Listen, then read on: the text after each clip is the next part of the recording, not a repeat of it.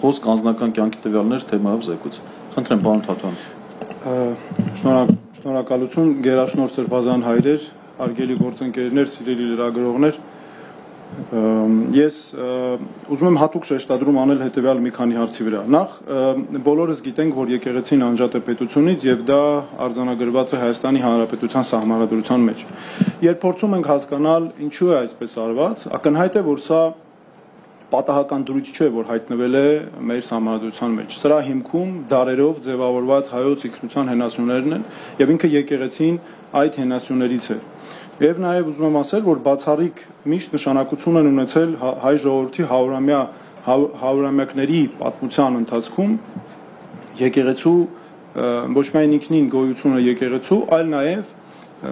հոգևոր առաջնորդների, աշխարհիկ եւ հոգևոր առաջնորդների համատեղ գործունեությունը, որոնք ոչ միայն ձևավորել են հայոց ինքնության հոգևոր բաղադրիչները, այլ նաև կարևոր նշանակություն են ունեցել նաև իրավաքաղաքական համակարգի ձևավորման համար։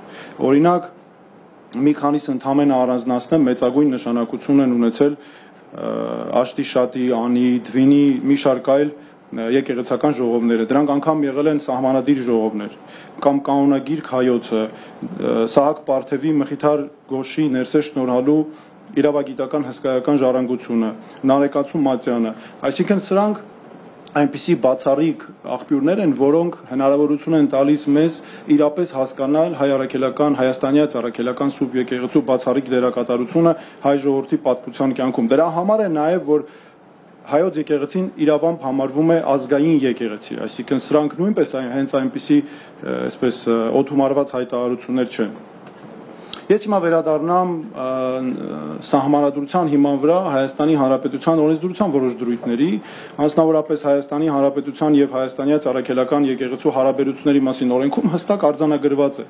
որ Հայաստանի Հանրապետությունը ճանաչում է առաքելական Սուրբ եկեղեցու ինքնակառավարումը իր նվիրապետության սահմաններում։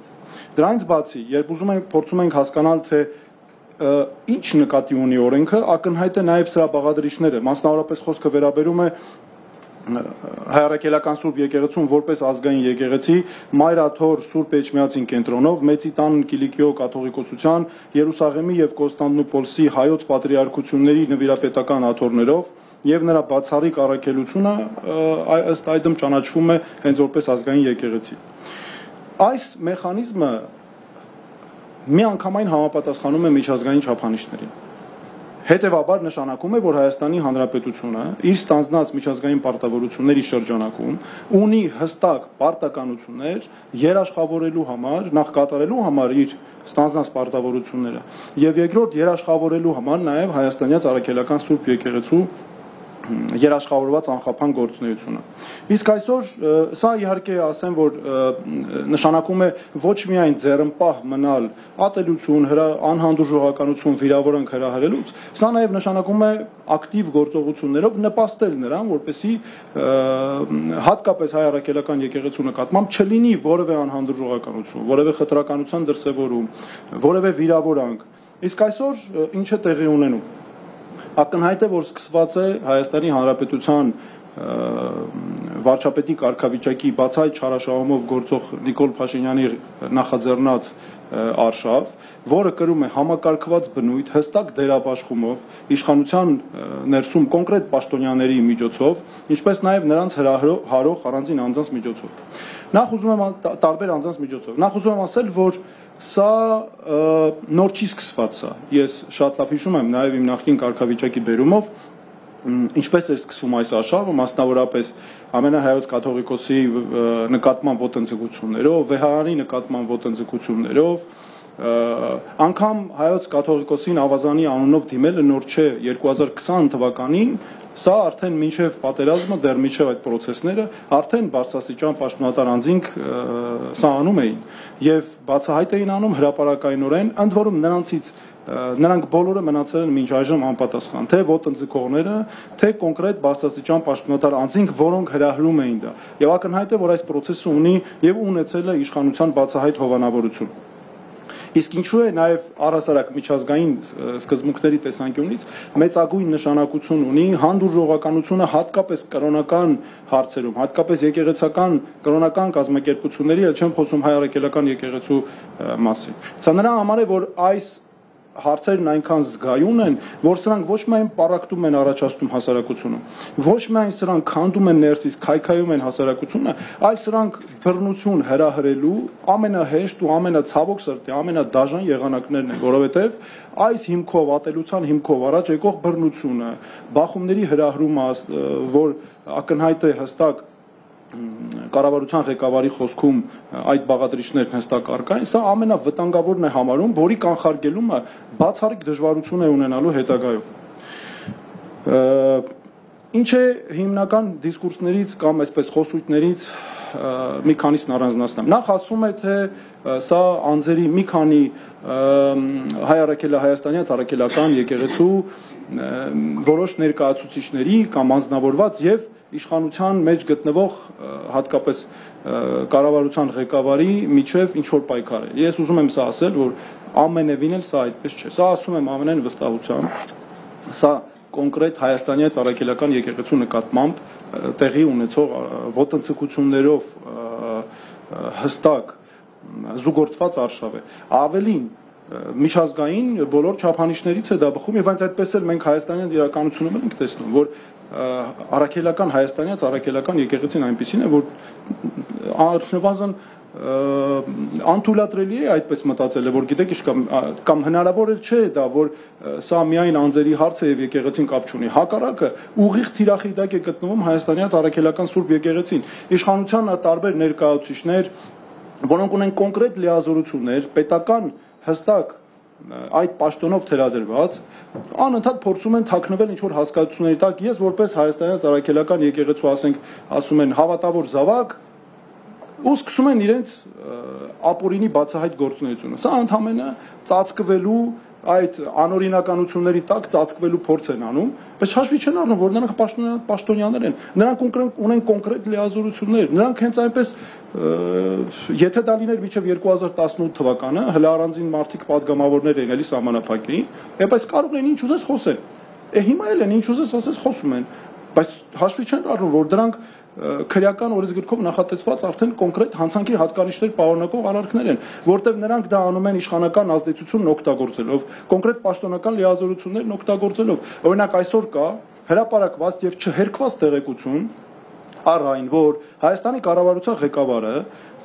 Հայաստանի ամենայն հայոց կաթողիկոսի անձնական կյանքի վերաբերյալ օգտագործելով իրավապահ մարմիններին հավաքում է անձնական կյանքի վերաբերյալ տվյալներ։ Սա բացահայտ անօրինական գործունեություն է, քրեորեն պատժելի եւ ավելին ասեմ, ակնհայտ է, որ նրա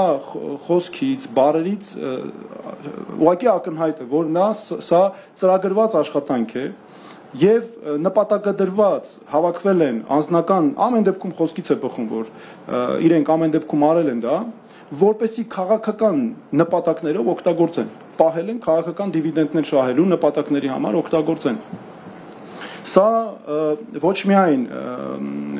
իրենց արարքներում բնականաբար հանցանքի հատկանիշներ պարունակող արարքներ են, բայց սրանով նրանք նաև հեղինակազրկում են այդ մարմիններին։ Այսինքն ինչ է ստացվում։ Ստացվում է, որ այդ մարմինները օգտագործում են միայն քաղաքական իշխանության շահերը սպասարկելու նպատակով։ Դրանից բացի եւս մեկ ուզում եմ նաև կարևոր ընդգծում անել, այս ամենը այսքան խոսում են ժողովրդավարությունից, իրավունքի գերակայությունից, այստեղ ուղղակի տապալված է ամբողջ ժողովրդավարության համակարգը, իրավունքի գերակայության ամբողջ համակարգը, մարդու իրավունքների պաշտպանության ամբողջ համակարգը, այստեղ ընդհանրապես խոսքել չի մնում դրա մասին ասել։ Դրանից բացի եւս մի կարևոր հարց է այն, որ ակնհայտ է ատելություն, ակնհայտ է նաև ատելություն, խտրականություն, անհանդուրժողականություն քարոզելը, թշնամանք հրահրելը։ Սա էլ ինչ է առաջացնում, հասարակությունում առաջացնում է անհանդուրժողականություն, ընդհանրապես թշնամանք իրար նկատմամբ մարդկանց կողմից։ Եվ տեսնում ենք մթնոլորտը որքան է շիկացած։ Ընդ որում նորից իմ կարծիքով սա արվում է նպատակային, սրանք սառը հաշվարկված քաղաքական քայլեր են, եւ Հայաստանի քաղաքական իշխանությունը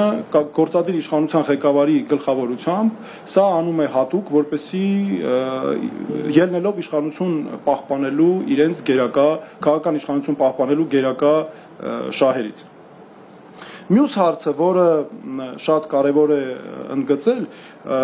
ադրբեջանական քարոզչությունն է եւ կամ ադրբեջանական քաղաքականություն։ Ակնհայտ է, որ հայաստանյան առաքելական եկեղեցին եւ հենց եկեղեցին թիրախավորված է նրա համար, որ նախ երկրի ներսում ներքաղաքական խնդիրներ իշխանությունը չունենա, ներքաղաքական նկատի չունեմ եկեղեցին ինչ-որ քաղաքական պայքար է տանում, ոչ, եկեղեցին ազգապահպանության, ինքնության պահպանության հարցերի պաշտպանությանն է կանգնած, բայց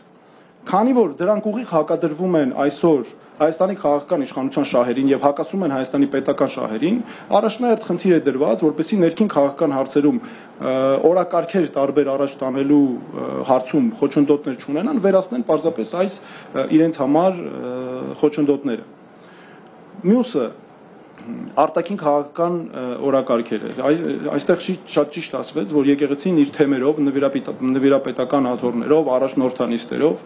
աշխարհասփյուր հայությանը համախմբող եզակի այն ազգային հաստատությունն է, որ կա, եւ եկեղեցին դարերի վեր ոչ միայն ունեցել է համախմբող նշանակություն, այլ նաեւ մեծ դեր է ունեցել մեր ժողովրդի իրավունքների պաշտպանության համար ամբողջ աշխարհում։ Եվ այսօր էլ հայ առաքելական եկեղեցին զբաղված է նաև հայ ժողովրդի իրավունքների պաշտպանությամբ։ Մենք ինքս իմ գործընկերները, բազմաթիվ իրավաբաններ, իրավապաշտպաններ, փաստաբաններ, գործիչներ տարբեր հանրային բազմաթիվ է եղել, երբ մենք միջազգային ասպարեզներում կարողացել ենք հանդիպումներ ունենալ, կարողացել ենք արդյունքների հասնել բացառապես հայ առաքելական եկեղեցու առաջնորդների, տարբեր սպասավորների աջակցությամբ, ինչը կարծում եմ մեծ կարևորություն է։ Բացի այդ, ադրբեջանական իշխանության այսօր գլխավոր թիրախներից մեկը հայաստանյան առաքելական եկեղեցին է։ Նրանք պաշտոնապես ոչ թե թղթի վրա, դոկտրինալ, ոչ թե ինչ որ լրատվամիջոցներում արկա հրապարակումներով, այլ պաշտոնապես երկրի բարձրագույն իշխանության մակարդակով հայտարարել են, որ հայաստանյան առաքելական եկեղեցին իրենց գլխավոր թիրախներից է, հայտարարված է որպես 5-րդ շարասյուն հայաստանյան առաքելական Սուրբ եկեղեցին իրենց պետության տեսանկյունից եւ հայտարարված է որպես պայքարի գլխավոր թիրախներից մեկը։ Իրենց խոսույթն այնպիսին է, որ ոչ միայն արատավորում, ոչ միայն նվաստացնում է հայ ժողովրդի արժանապատվությունը, պատիվը, եկեղեցին, այլ նաեւ հստակ նպատակադրված գնում են առաջ հետագայում այսպես կոչված արևմտյան ադրբեջանցիների այսպես կոչված վերաբնակեցման պայմաններում, ինչի նպատակը կա եւ Հայաստանի իշխանությունների քաղաքականությունը միանգամայն տանում է դրան, որպեսզի դրա հետ կապված խնդիրներ չլինեն։ Ավելին, վերջերս նրանց հոգեվոր առաջնորդը հայտարարեց, որ ստեղծվում են համապատասխան թեմեր կամ իրենց կառույցները պետք է ստեղծվեն, գործեն Երևանում եւ Էջմիածնում։ Սա անում են ընթառաջ նրա, որպեսզի այդ մարդկանց այսպես կոչված բնակեցման կամ վերաբնակեցման արդյունքում ունենան նաև հոգևոր այսպես ինչ որ իրավունքներ, բայց ակնհայտ է, չէ, որ այդ մարդիկ լինելու են հատուկ կազմակերպված քրեակատարողական հիմնարկներից ազատված անձինք, հատուկ ծառայությունների գործակալներ եւ այլն, որոնք հրահրվում են միայն